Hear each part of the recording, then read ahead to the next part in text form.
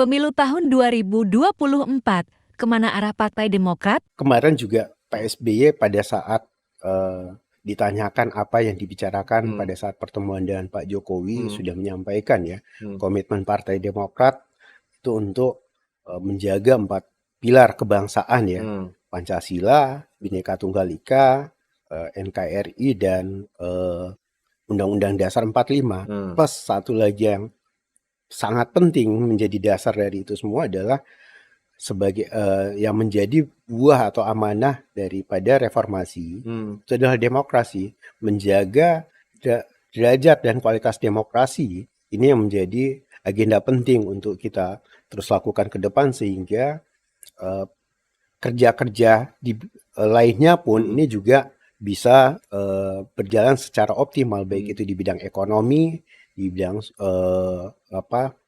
politik dan sebagainya. Ini harusnya bisa share growth, tidak trade off atau ekonomi atau infrastruktur yang dikedepankan demokrasi ditekan karena dianggap bisa menjadi hambatan. Tidak demikian. Pak SBY sudah membuktikan pada masa pemerintahan beliau pembangunan manusia, pembangunan ekonomi, infrastruktur dan sebagainya bisa berjalan secara seiring. Tapi partai nasionalis lain Pak juga Bang juga bilang ya orientasinya Pancasila, 4 pilar itu. Nah, terus apa yang membedakan kemudian dengan Partai Demokrat? Karena yang nasionalis lain, Partai Nasionalis juga seperti itu. Kalau insya Allah kemudian Partai Demokrat mendapatkan mandat atau kepercayaan rakyat untuk kembali di pemerintahan, tentu agenda-agenda yang dulu pernah dijalankan dan terbukti berhasil di masa pemerintahan Pak SBY, misalnya program-program pro rakyat, kemudian pro environment atau pro lingkungan untuk sustainable development, kemudian pro job untuk membuka lapangan kerja, pro growth untuk pertumbuhan, ini masih terus relevan. Itu yang menjadi kerangka utama kebijakan Partai Demokrat dalam pembangunan nasional. Dan seperti apa bentuk turunannya tentu akan sangat melihat konteks dalam dimensi ruang dan waktu yang berjalan. Tapi di sisi lain Partai Demokrat ini dari ketua umum sampai tingkat provinsi itu cenderung masih muda-muda itu Bang. Itu mampu nggak kira-kira dengan beban yang dikatakan cukup berat untuk tahun ke depannya ini?